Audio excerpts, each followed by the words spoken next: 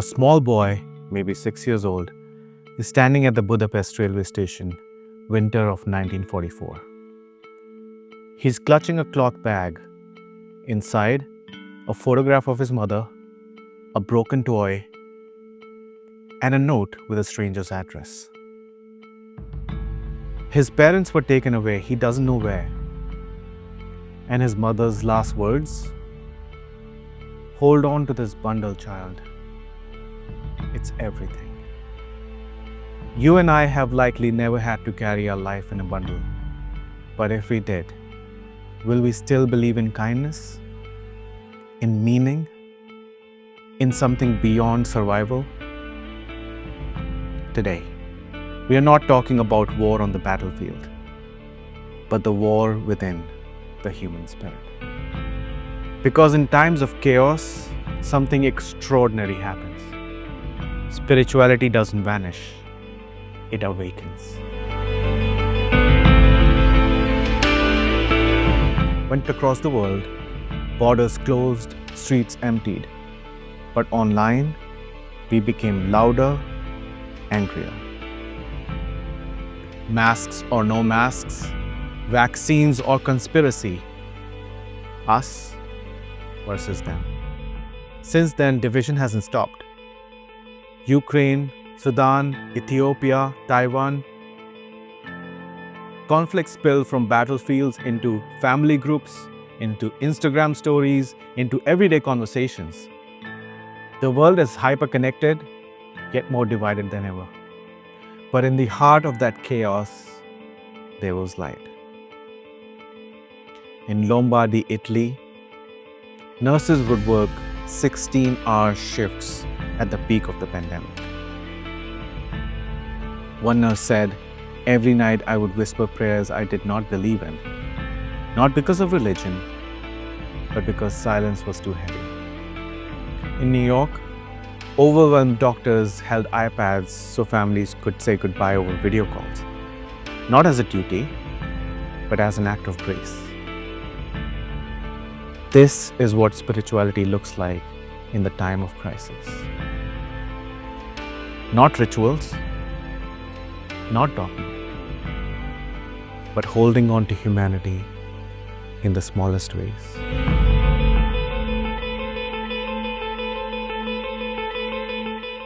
War isn't always out there. Sometimes it's within us. During the Mongol invasion, when a woman's family was taken from her, she was asked if she hates the invaders. She said, "If I carry hate in my heart, they will own what little is left of me." That is the real war. The battle between fear and compassion, between tribalism and presence. The Bhagavad Gita captures this perfectly. On the eve of the battle, Arjuna says, "My limbs are weak, my mouth dry, my bow slips from my hands." This is not fear that he is experiencing. This is his soul breaking open. Krishna says, "Act, but consciously. Enter the fire, but don't become the fire." This might be the very essence of spirituality during war. Auschwitz, 1944. Viktor Frankl, a Jewish psychiatrist, sees men share scraps of bread, whisper poetry, and look at the stars from barbed wires.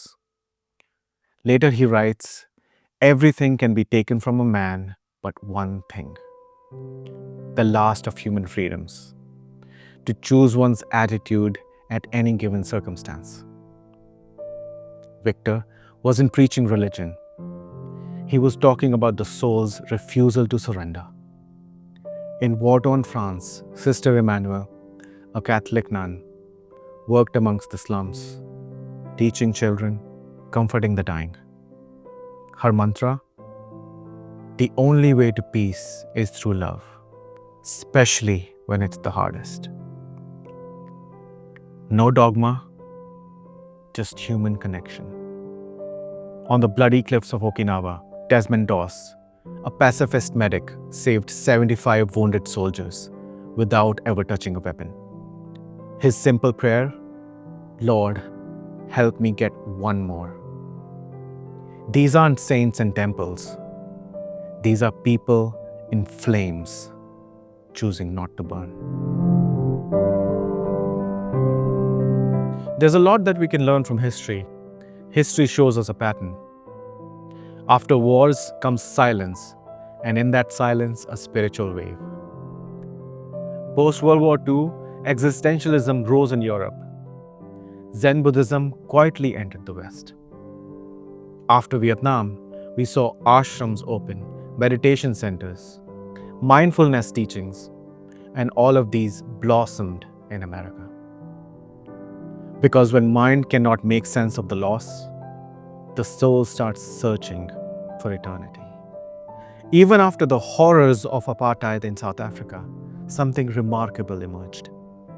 Led in part by Archbishop Desmond Tutu, rooted in something deeper than justice, the desire to heal without vengeance. Tutu once said, "There can be no future without forgiveness." This wasn't religious forgiveness. This was spiritual courage, a collective attempt to reclaim humanity after decades of systematic violence. So, can spirituality exist during war? I think the better question is, can it begin there?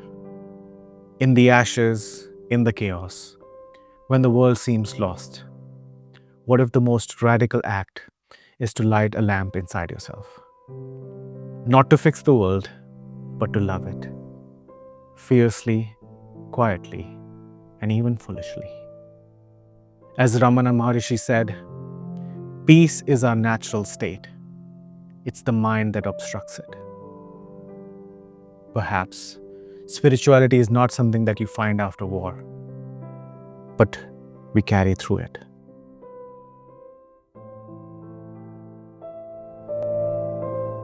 Let me leave you with this image.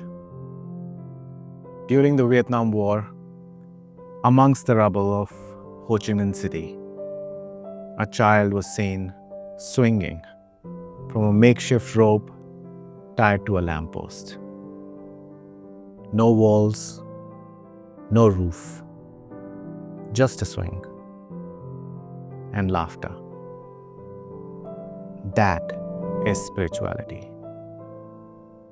Not the absence of pain, but the defiant presence of life. So I ask you, what war are you in right now? And what would it mean to still believe in a soul? Om Shanti.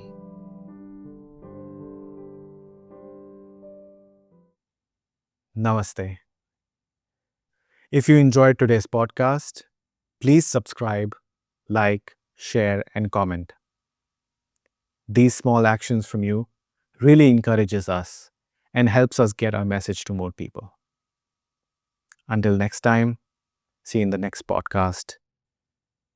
Namaste.